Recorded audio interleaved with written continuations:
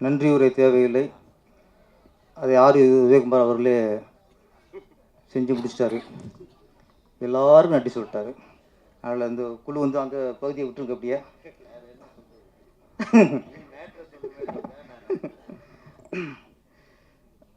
ராசி அழகப்பன் அண்ணன் வந்து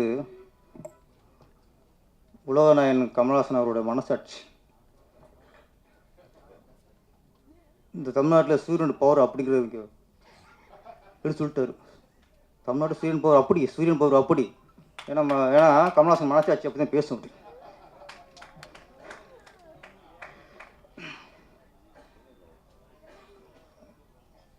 மங்களநாதன் குருக்கள் அவர்கள் இந்த நிகழ்ச்சிக்கு நான் உதயகுமார் அவர்கள்லாம் அதுக்கு அவர் ஒரு முக்கிய காரணம். ஒரு விஷயத்தை நம்ம சொல்லி ஆகணும். மங்களநாதன் குருக்கள் அவர்கள் இதுவரைக்கும் என்னை பொறுத்த வரைக்கும் ஒரு 1000 படத்துக்கு பூஜை போட்டிருப்பார். ஒவ்வொரு பட பூஜையிலையும் அந்த படம் வெற்றியடைய வேண்டும், அந்த பட இயக்குனர் வெற்றியடைய வேண்டும், அந்த படம் குடிசிற்கு லாபம் வர வேண்டும் என்று அத்தனை படங்களுக்கும் மனப்பூர்வமாக சாமியை வேண்டி பூஜை போடுறவர்.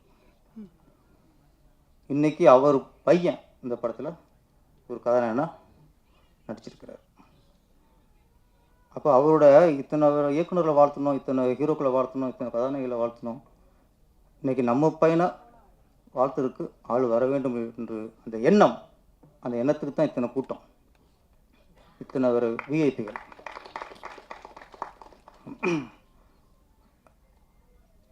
அவரோட பையன்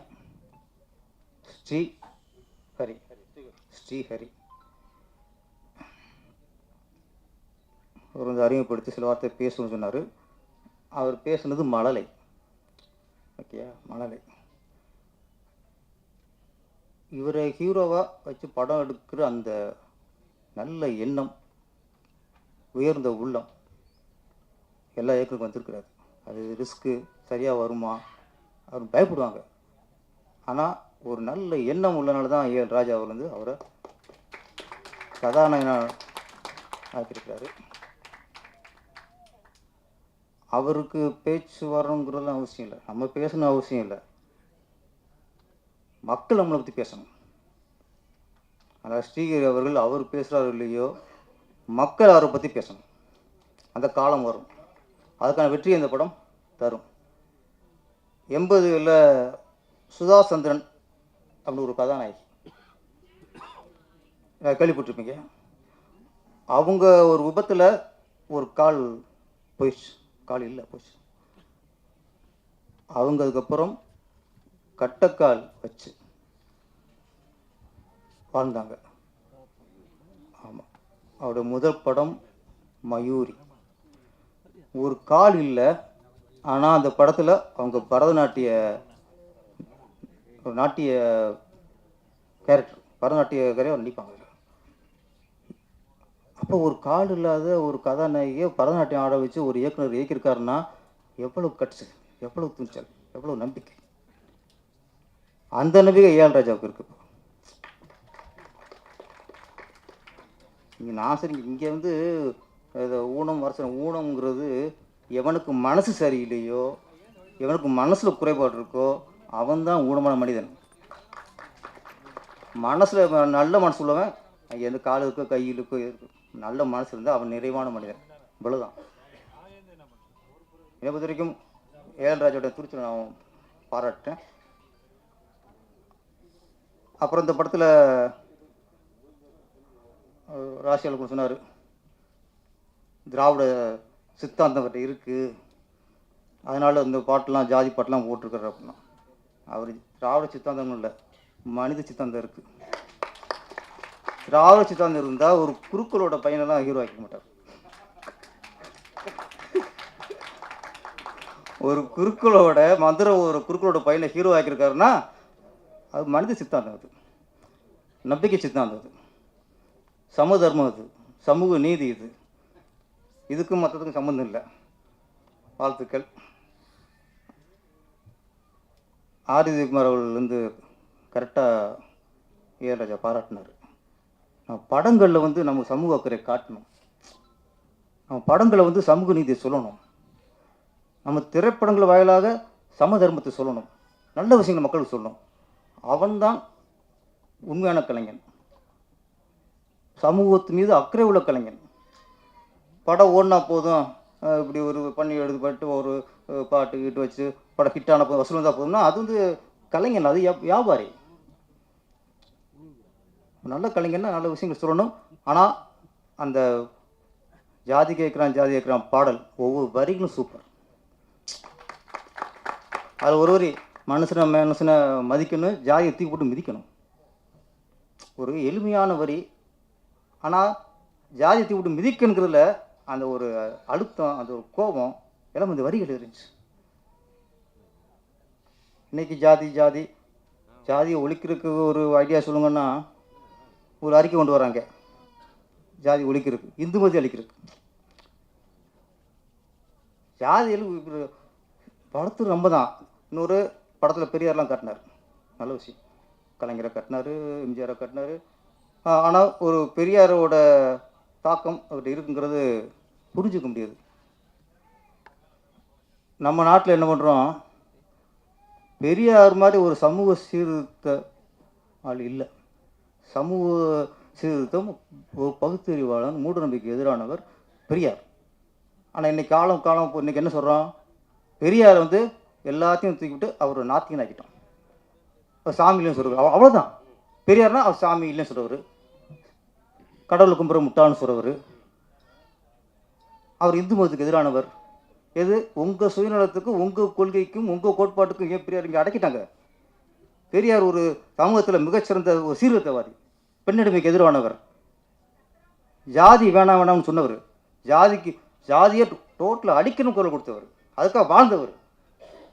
ஒரே ஒரு கேள்விதான், பெரியார் இருக்கும்போது ஜாதி இருந்தது, ஜாதி அமைப்பு இருந்ததா? பெரியார் இருக்கும்போது ஜாதி இருந்தது, ஜாதி சங்கம் இருந்ததா? பெரியார் இருக்கும்போது ஜாதி இருந்தது, ஜாதி கட்சி இருந்ததா? பெரியார் இருக்கும்போது ஜாதி இருந்தது, ஜாதிக்கு ஒரு தலைவன் இருந்தானா? அப்போ பெரியார் ஜாதியை ஒழிச்சிட்டாரு சொல்லிட்டு நீங்கள் ஜாதி வளர்த்துட்டிய. ஜாதி அமைப்பு ஒரு பக்கம், ஜாதி சங்கம் ஒரு பக்கம், ஜாதி கட்சி ஒரு பக்கம், ஒவ்வொரு ஜாதிக்கும் ஒரு தலைவர் ஒரு பக்கம். ஜாதி இல்லைன்னு சொன்ன பெரியாரை வந்து ஒவ்வொரு ஜாதிக்காரனும் தான் அரசியல் லாபத்துக்காக போஸ்டர் போட்டாலே அது பெரியார் பண்ணுற துரோகம். தயவுசெய்து பெரியாரை உங்கள் ஜாதிக்கு உங்கள் கோட்பாடுக்கு அடக்காதீங்க. அவர் பறந்து விரிந்த பகுத்தறிவாளன், அவர் நாத்திகன். பெரியார் சாமி இல்லை. அவர் மூட நம்பிக்கைக்கு எதிரான இருக்கார் தவிர அவர் பக்திக்கு எதிரானவர் அல்ல. மூட நம்பிக்கை வேற, பக்தி வேற. மூட நம்பிக்கையில் நம்ம மாட்டுக்கலாம், சாமி மாற்ற முடியாது, சாமி அழிக்க முடியாது. நம்ம பழக்க வழக்கங்கள், நம்ம வழிபாட்டு முறைகளில் சரி இன்னைக்கு இருக்குது, இன்னைக்கும் ஒத்துக்கிறோம். இன்னைக்கு சில வழிபாடுகளில் மூட நம்பிக்கைகள் இருக்குது, அதைத்தான் ஒழிக்கணும் தவிர ஜாதியெல்லாம் சாமி ஒழிக்க முடியாது.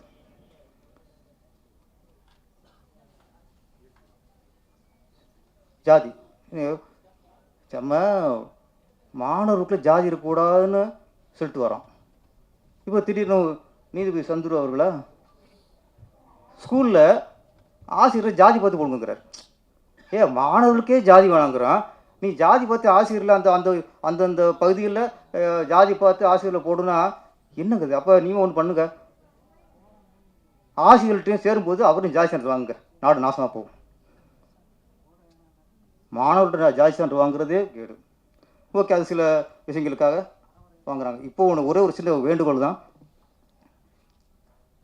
ஒவ்வொரு ஸ்கூல்லையும் யார் எந்த பசங்க சேர்ந்தாலும் எந்த மாணவர்கள் சேர்ந்தாலும் அந்த விண்ணப்பத்தில் ஜாதி அப்படிங்கிற ஒரு இடம் இருக்குது, மதம் அப்படிங்கிறது இருக்குது. பொதுவாக விண்ணப்பம் பேர், அப்பா, முகவரி, எந்த நாடு, மதம், ஜாதி இதெல்லாம் வரும்.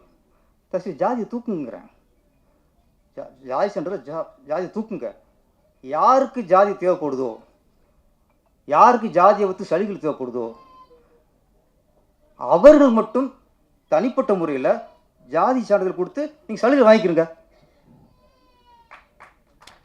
முடிச்சுல நான் எனக்கு என் பிள்ளைங்க எனக்கு ஜாதி தேவைன்னா நான் விண்ணப்பத்தில் பூர்த்தி பண்ண மாட்டேன். அப்போ எவன் ஜாதி ஒழிக்க நினைக்கிறானோ அவனுக்கு அதில் அந்த ஜாதி சான்றிதழில் அந்த விண்ணப்பத்தில் ஜாதி பெற நிரப்பாதீங்க. யாருக்கு ஜாதி இப்போ ஜாதி அடிப்படையில் சலுகைகள் பெறுவது குற்றம் இல்லை, அது ஒரு இது இல்லை. பொருளாதார ரீதியாக பின்தங்கி நிறைய பேர் இருக்காங்க. அப்போது யாருக்கு தேவையோ அவங்க தனியாக ஜாதி சான்றிதழ் கொடுத்து அந்த சலுகைகளை பெற்றுக்கொள்ளட்டும். இலவச புக்கா பெற்றுக்கொள்ளட்டும், இலவச சீருடையா பெற்றுக்கொள்ளட்டும், தப்பே இல்லை. எல்லாத்தையும் ஜாதி கேட்காதீங்க. யாருக்கு ஜாதியோ அவங்க ஜாதி ஃபில்லப் பண்ணிக்கட்டும்.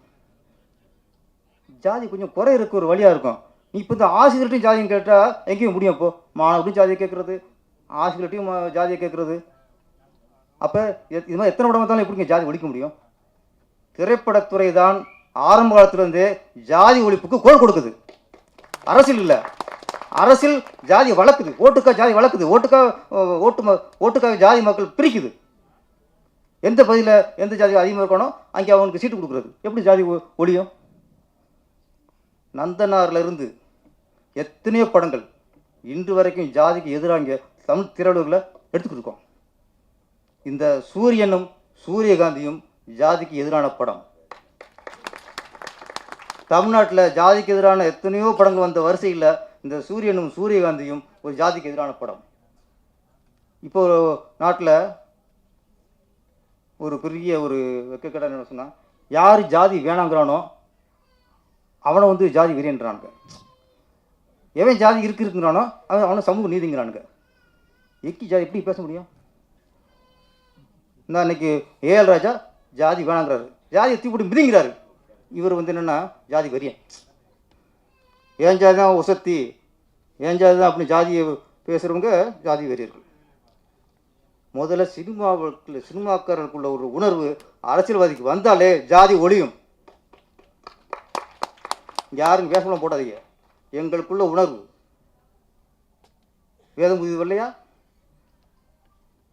பாலு தேவர் அப்படிம்பாரு சத்யராஜ். இந்த பையன் கேட்பான், பாலுங்கிறது உங்கள் பேர், தேவருங்கிறது நீங்கள் வாங்க பட்டமா? ஒரு அறை. அதை விட என்ன சொல்ல முடியும் ஒரு கலைஞன்? இதுவே எத்தனையோ விஷயங்கள் உன்னார் அப்படின்னு தம்பியில் பாடுறது சொல்லலையா? ஜெமினி கணேசன் வந்து ஒரு கர்நாடக பாடகர். அவர் ஒரு சமூகத்தை, அதாவது வந்து பிராமண சமூகத்தை சேர்ந்தவர். அவர் பையன் கமலஹாசன் எங்கேயும் சேர்வார்,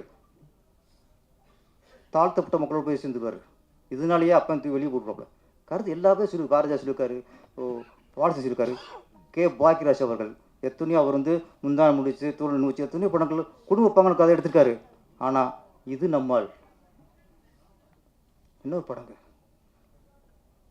ஒரு முடிவெற்ற அவரோட பையன், அதான் பாக்கியராஜ், ஒரு பிராமண பொண்ணை காதலிப்பார்.